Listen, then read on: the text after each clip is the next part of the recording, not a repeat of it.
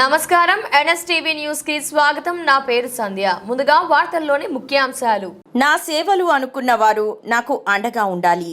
లేని పక్షాన నా సేవలు నిలిపివేస్తానని కంబాల శ్రీనివాస్ ప్రకటించారు.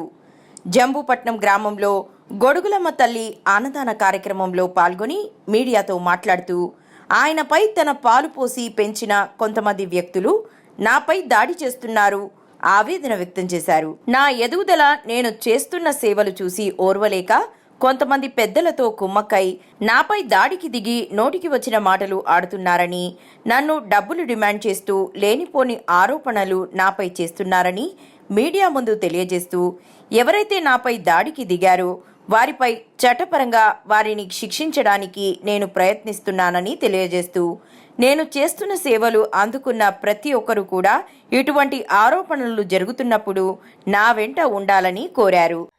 దాడి జరిగిందనంటే నాకు 29వ తారీఖు నాడు మార్చి నెలలో 2024 నా మీద దాడి జరిగింది. నేను దాంట్లో అందరికీ కూడా గోకవరం గ్రామంలో ఆల్రెడీ నేను ప్రెస్ మీట్ పెట్టి చెప్పడం జరిగింది. మీకు కూడా చెప్తున్నాను. నా మేనరుడైనటువంటి అక్క కొడుకే అయ్యప్ప నా మీద దాడి చేయడం జరిగింది 29వ తారీఖు నాడు. దానికి సంబంధించిన వివరాలను కూడా అందించడం జరిగింది. ఇదేంటంటే ధనాశ ఎక్కువైపోయి మనుషుల్లో ఒక రకమైన పేరాస పెరిగిపోయింది. కారణం లేకుండానే అన్పార్లమెంటరీ లాంగ్వేజ్ తోడంటే సభ్య సమాజం వినకూడని పద్ధతిలో మాట్లాడుతూ దాడి చేయడానికి ప్రయత్నం చేయడం జరిగింది. డబ్బు ఆశతోటి నన్ను బ్లాక్మెయిల్ చేస్తూ నన్ను ఇబ్బంది పెడుతున్నారు. ఆ విషయాన్ని నేను మా ఊరి sub inspector SI Pavan Kumar గారికి, అలాగే సిఐ గారికి, కిషోర్ గారికి తెలియజేయడం, రేపు ఎస్పీ గారిని కూడా కలుస్తున్నాను ఈ విషయంలో. దానికి సంబంధించి అప్పుడు దాదాపుగా ఒకసారి దాడి జరగలేదు, 5 సార్లు నా మీద దాడి చేశారు. ఒకదానికి నేను సాక్ష్యం చెప్పలేను, కానీ 5 మిగతా 4 సందర్భాల్లో కూడా అతను దాడి చేసిన విధానం కానీ, అక్కడ ఉన్న జనాలు చూడడం కానీ, అతను ఉపయోగించిన అసభ్య పదజాలం కానీ ఇవన్నీ జనం చూడడం జరిగింది. 29వ తారీఖు చాలా ఉధృతంగా వచ్చాడు. 13వ తారీఖున రాత్రి నేను లేకపోతే ఇంకొక రాత్రి ఆదివారం రాత్రి వచ్చి మద్యం తాగి చాలా ఇబ్బంది పెట్టాడు. దీనికంతా కారణం ఏంటంటే మా ఊర్లో తామల రాంబాబు అనే ఒక వ్యక్తి అతను జూదాలు తర్వాత ఈ రకరకాల కార్యక్రమాలు ఆడిస్తూ అసాంఘిక కార్యక్రమాలు చేస్తుంటాడు. నాతో పాటు కొన్నాళ్ళు కలిసి పనిచేశాడు అతను. నేను అతను మానుకోమని చెప్పాను. అతను మానుకోకపోతే నేను అతను బయటికి పంపించేశాను.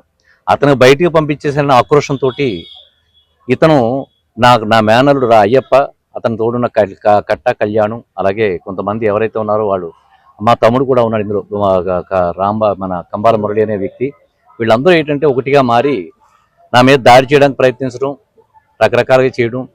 ముఖ్యంగా విఎస్పి వార్త అనే సంస్థతోటి కలిసి కంబాల శ్రీనివాసరావు గారికి డబ్బు ఏ విధంగా వస్తుంది, అలాగే కంబాల శ్రీనివాసరావు గారికి ఏ విధమైన ఎఫ్ఐఆర్లు ఉన్నాయి, ఇలాంటి సీక్రెట్లన్నీ బయటపెడతాను, నా దగ్గర వివరాలు ఉన్నాయి, నాకు ₹1 కోటి ఇస్తే అవన్నీ చేయడం మానేస్తానని చెప్పని నాకు వీడియో కూడా పెట్టడం జరిగింది. విఎస్పి వార్త వాళ్ళు వచ్చి నా దగ్గరికి అడిగారు, సార్ మీ తమ్ముడు ఇలా చేస్తానని చెప్పని అన్నారు. అంటే నేను చెప్పాను, పోలీస్ అధికారుల దృష్టికి తీసుకెళ్ళాను. నాకు సంబంధించిన ఆదాయ వ్యయాలన్నీ కూడా నేను ఇన్కమ్ ట్యాక్స్ వారికి ఫైల్ చేయాలి. ఎప్పుడైనా ఇన్కమ్ ట్యాక్స్ వారికి నేను ఆహ్వానం పలుకుతున్నాను. ఎప్పుడైనా రావచ్చు, నేనే స్వయంగా వెళ్తాను ఇన్కమ్ ట్యాక్స్ ఆఫీస్కి అవసరం అయితే వెళ్ళి నేను చెప్తాను, సార్ నాకు ఏదైనా తప్పులు ఉన్నాయో వెరిఫై చేసుకోండి, ఏమైనా పొరపాటు నా వైపు జరిగితే నేనే వచ్చి మీకు ట్యాక్స్ కడతాను, నా దగ్గర నుంచి ఏమైనా లోపాలు జరుగుతుంటే నేను కూడా సరిగ్గా నేను లెక్కలు చూసుకున్నాను లేదో నాకు తెలియదు, మీరు రన్నింగ్ చెప్పి నేను ఆహ్వానిస్తాను, అది దానికి ఏం ప్రాబ్లం లేదు అది. సో ఈ విధంగా ఏంటంటే వీళ్ళు నన్ను బ్లాక్మెయిల్ చేసి నా దగ్గర నుంచి ఇప్పుడు నాకు తీసుకున్న లేఅవుట్లో బాగా పెరిగిపోయింది కాబట్టి దాంట్లో డబ్బులు కావాలి, 2 కోట్లు ఇస్తేనే కానీ కుదరదని చెప్పినట్టు అతను అసాంఘిక వ్యక్తి ఎవరైతే తామల రాంబాబు బయటకు వెళ్ళిపోతూ ఎవరైతే ఉన్నాడో అతనికి నా మేనలుడు అయ్యప్ప తోడుగా నిలిచి వీళ్ళిద్దరూ కలిసి నన్ను బ్లాక్మెయిల్ చేయడానికి ప్రయత్నం చేస్తున్నారు. దాని విషయం నేను రాత్రి వివరంగా చెప్పాను. దానికి సంబంధించి అతను ఏదైతే దాడి చేశాడో దాడి చేసిన వివరాలు కూడా నేను మీడియాకి అందజేయడం జరుగుతుంది. అది ఫుటేజ్లు కూడా ఉన్నాయి, తర్వాత నేను చూపిస్తాను. అది ప్రస్తుతానికైతే మాత్రం సాక్ష్యాలతో సరిపోతుంది. నాకు బత్తుల నానాజీ గారు, అలాగే దళిత నాయకుడు వరసాల ప్రసాద్ గారు వీళ్ళందరూ ఉండగానే దాడి జరిగింది. వీళ్ళందరూ చూశారు, వీళ్ళందరూ అడ్డుకున్నారు. ఈ విషయాన్నంతా తెలియపడం జరిగింది. నేను ఇంకో పిలుపు ఏమిస్తున్నానంటే, మంచి వ్యక్తులు చేస్తూ దాదాపుగా 3 నియోజకవర్గాల్లో మంచి కార్యక్రమాలు చేస్తూ ధర్మ కార్యక్రమాలు చేస్తూ ఇన్ని కోట్లు ఖర్చు పెడుతుంటే ఇలాంటి అసాంఘిక వ్యక్తులు నా మీద దాడి చేస్తుంటే నేను భరిస్తూ ముందుకెళ్లాలనే ఆలోచన నాకు ఉంది. కాబట్టి ఎవరైతే నాతో లబ్ధి పొంది ఇన్నాళ్ళు ఈ ఆలయాలకు పేరిట విరాళాలు స్వీకరించారో, మంచి పనులు చేస్తే స్వీకరించారో వీళ్ళందరూ కూడా చైతన్యమయ్యి దీనికి ఏదైనా శాంతియుతమైన మార్గం కానీ ధర్నా కానీ ఏమన్నా ఉంటే నా సేవలు అవసరం అనుకుంటే చేయించుకుంటారు. లేదంటే నేను కూడా ఇంక విసిగిపోయాను. నేను దీంతో నా సేవా కార్యక్రమం ముందుకు తీసుకెళ్లా వద్దన్న ఆలోచనలో పడిపోయాను. నేను కార్యకర్తలందరికీ కూడా ఈ మీడియా ద్వారా పిలిపిస్తున్నాను.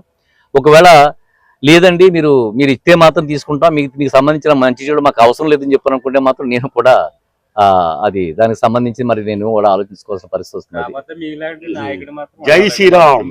అది దానికోసం జై చెప్పాను. శ్రీరామ్. కూడా నేను పిలిపిస్తున్నాను. నేను అది వచ్చిన కలవచ్చు, దీని విధంగా ఎలా ముందుకెళ్దాం అని చెప్పిన కూడా ఆలోచించుకోవాల్సిన అవసరం ఉంది. అది సో ఇలా మంచి పనులు చేస్తూ వెళ్తుంటే దాడులు చేయడం, మానసికంగా దాడులు చేయడం ఎంతవరకు కరెక్ట్ నాకే అర్థం కావట్లేదు. నేను కూడా ముందుకెళ్ళాలంటే మానసిక ధైర్యం కావాలి కదా నాకు కూడా.